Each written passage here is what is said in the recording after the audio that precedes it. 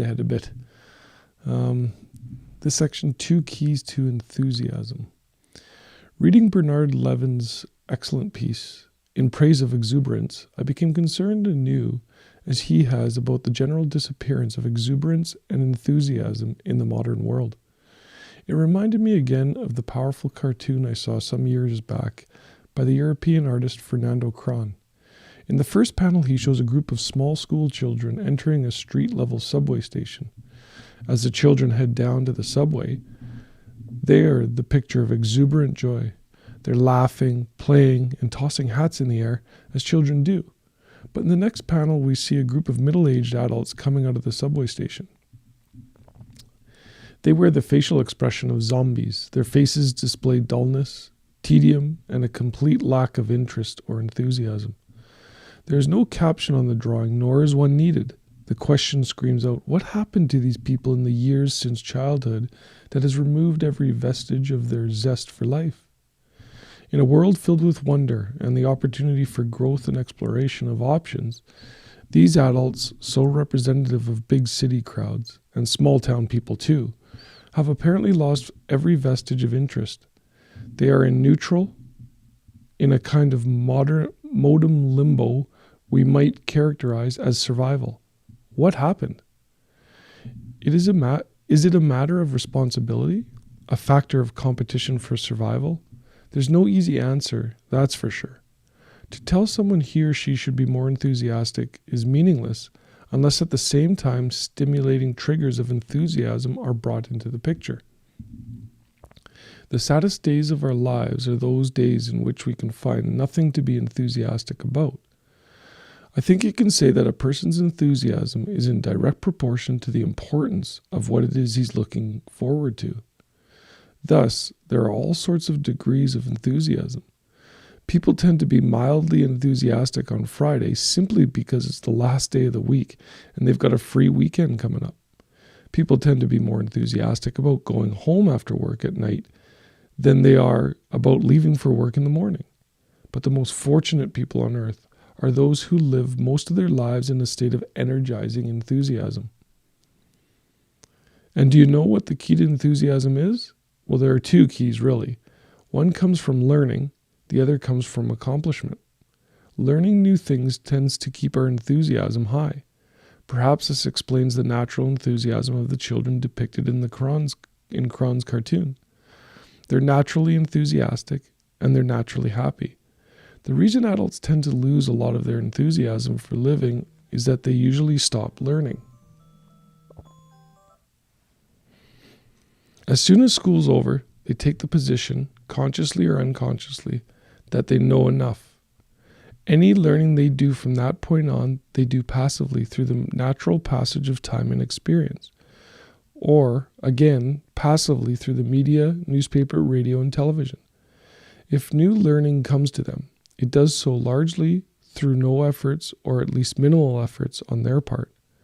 Learning little that is new or interesting, their lives become repetitious and settle down into well-worn grooves. They see the same people and go through the same motions every day. And gradually or quickly, all or most of their enthusiasm fades from their lives. The second key usually ties in with the first, the second key being accomplishment. It's really hard to accomplish something new without first learning something new. Even if the accomplishment is limited to improving one's golf game or making furniture in the basement. But we're enthusiastic when we're working on a project we want to complete or master. The key word there is want. It has to be something we want very much to do, as opposed to those duties and projects we must do, whether we like them or not. Did you ever get a good look at a dog's face when he's chasing a rabbit? It's the happiest, most alert expression you'll ever see in your life.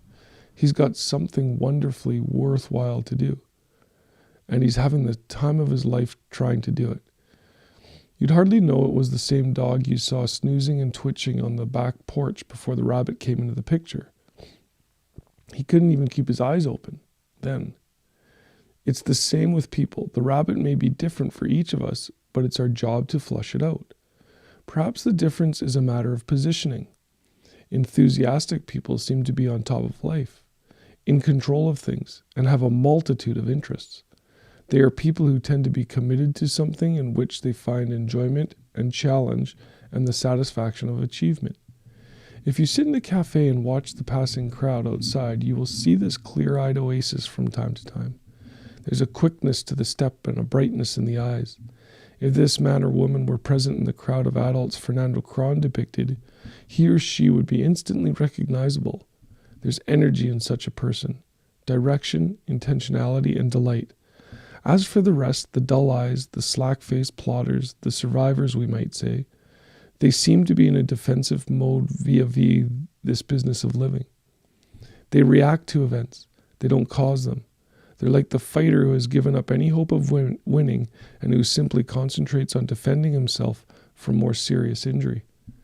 The enthusiastic people are on top of life. Regardless of their status, the others are on the bottom, and perhaps those on the bottom don't know about getting on top. The word enthusiasm comes from the Greek word entheos, which means the God within. And the happiest, most interesting people are those who have found the secret of maintaining their enthusiasm, that God within. So how enthusiastic are you on this Monday morning, right? If not, take a look at what you're doing. If it's become so repetitious, maybe it is time for a change. Maybe it's time to look for something new. Nothing in this world has ever been meant to be permanent. And when it comes to our jobs, society does a great job of capturing us and keeping us there by giving us, decent pay and, benefits and, pensions. Pensions handcuff so many people into the jobs they're in. So many times I hear, I'm got 5 more years, I got 10 more years, I get my full pension. When in reality, that's a waste of life. Like, go after what it is you love and just earn an income that, quadruples or 10 times your pension.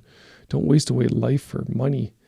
When you look at those things, those people are more materialistic than the people that go out and, buy cars and boats and things like that to have fun with, to share with people. Those that are fearful and, continue in their job just to earn money and pay bills and have a pension and don't buy and spend and enjoy life. The materialism of those individuals that worry more about the money is greater than those that experience life through things materialistic. Get your enthusiasm going, go after those things you want. And that starts with exactly that, setting goals that you want, not goals that you think you need, like paying bills again. Get out there and do what it is that you love to do, and the enthusiasm will show completely. All right. So on this Monday morning, get enthusiastic about work, find a new way, find a better way. All right. And we'll see you guys tomorrow. Have a great Monday morning. Take care. Bye.